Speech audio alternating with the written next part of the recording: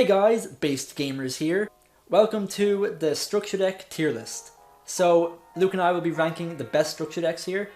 We have some tiers here. We have Sigma Showdown, Strike These Nuts, Kanye West, it has Ash in it, and Spirit Charm Her based.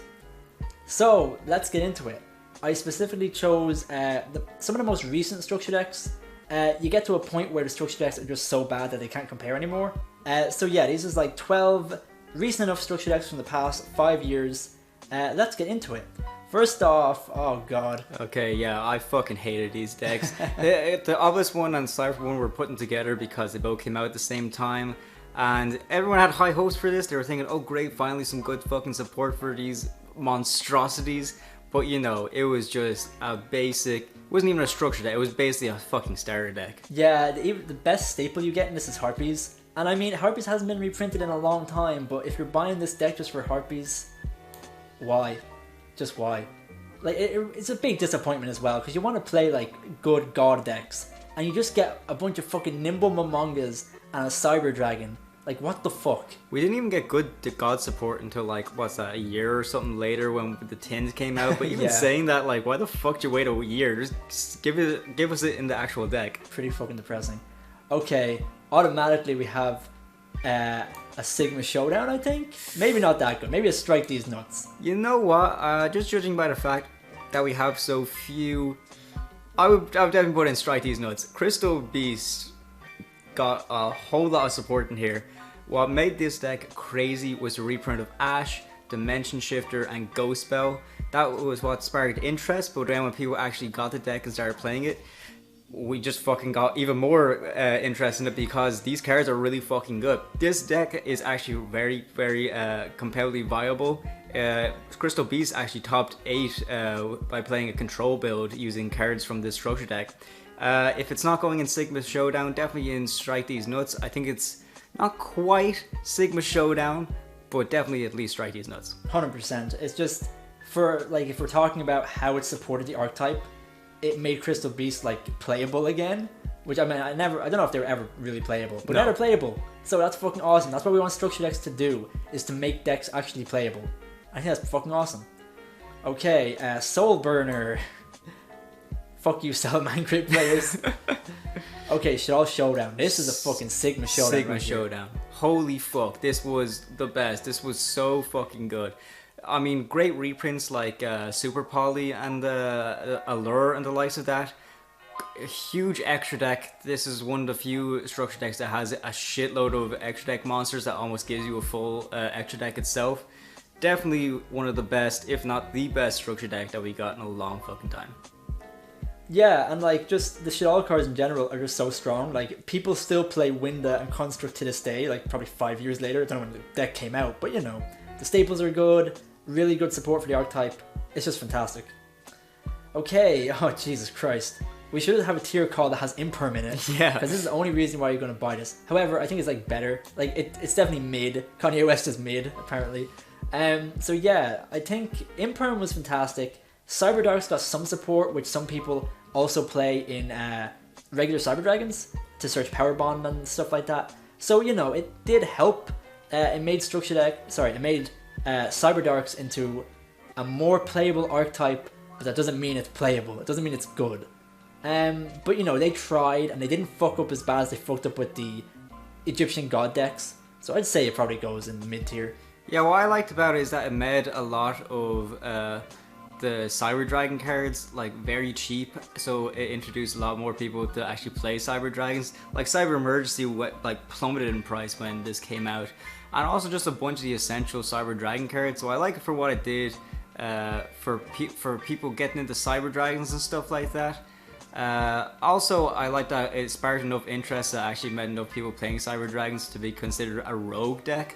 Also, I really like the Imperm reprints. That was very helpful, but you know, didn't do all too much because the card is still like €6. But yeah, very good. It's definitely the middle of the road. I don't think it's as good to be in Strike These Nuts, and definitely not for Sigma Showdown, but in the right hands, this deck can do fucking amazing. Okay, an interesting one here. Order of the Spellcasters. So I know 2 things about this deck. One, Endymion, funny spell counters, a lot of text, good memes. Also, it has Droll in it, and Droll is a really good card. So, I'm not sure actually, to be honest. I would probably put it in Kanye West, but at the bottom of it, because... You think it's worse than Cyberdark? Yeah, I think the Cyberstrike one is actually a little bit better. I bought the Order of Spellcasters, and I thought it was very, very good. However, a lot of the cards that you actually would want to be in this deck aren't in this deck. However, it's good if you're getting into the whole idea of like the spellbook archetype as well. Also having a really good reprint with Droll. I still think that it's a decent one. It could be a little bit confusing with pendulums, so that's a bit of a barrier for like new players and stuff like that. So I say it's kind of middle of the road. It's not quite a broken deck, but it's still pretty decent. Okay, we have here the Sacred Beast structure deck. I'm a wee bit biased here. When I got back into Yu-Gi-Oh, I bought 3 of these and made a Sacred Beast deck out of 3 structure decks. It's very fun. It doesn't have fantastic staples in it. However, it gave Sacred Beast some of the best support an archetype could ask for. So much so that I do believe at some point Hamon Control topped an event. And you know what else topped an event? Crystal Beast.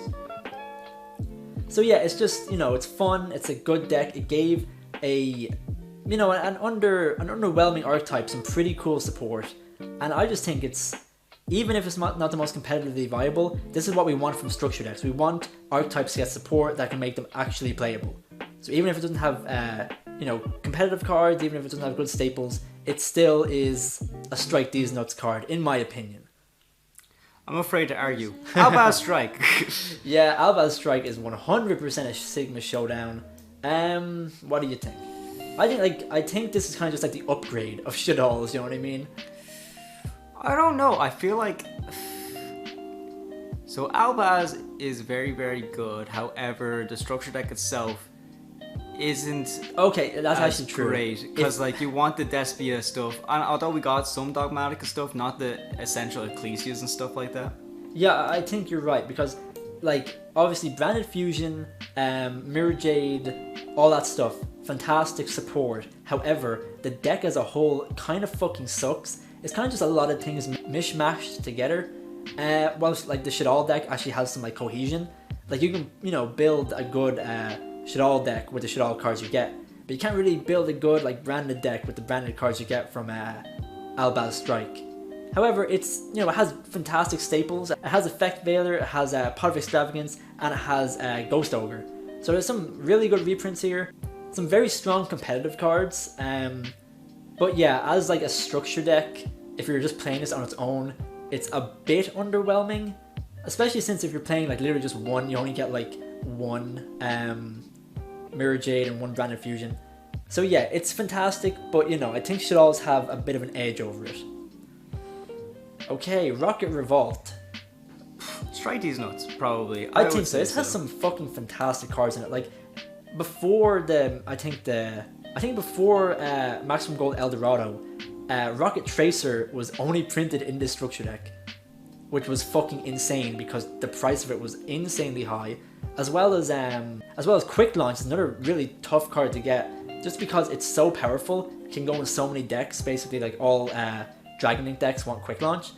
Yeah, this deck was just fantastic. You could build a really good deck with 3 structure decks that was like really competitive for the time. Yeah. Also, another thing to note is that like cards that were like printed in this set are really good cards for other decks as well, like Return to Dragonlord and stuff like that. It's just so fucking good. There's a lot of versatility with the cards you can make with this. I mean, you have Rockets in your Time Thief deck, and I see Rockets being played in Dragon Link. Rockets can be played pure. There's so many versatile ways to play it that I think it's definitely holds its own against some of these decks here. I do feel like there's some staples we're missing, because I feel like it had a bigger buzz when it came out. So we're probably missing something. But it definitely goes and Strike These Nuts. However, the Freezing Chain structure deck has, I think, one card that I actually like, and it's the Retrain of Trishula. It's pretty cool, but it's also fucking shit. I think it's better than this, and it did give support to the archetype, but Jesus fucking Christ. Yeah, it gave support to the archetype, which is more than what can be said for the Egyptian gods, but in terms of the archetype still being fucking dog shit. Here's the thing, right? Crystal Beasts, dog shit archetype. Absolute dog shit. Got the structure deck, became so fucking good.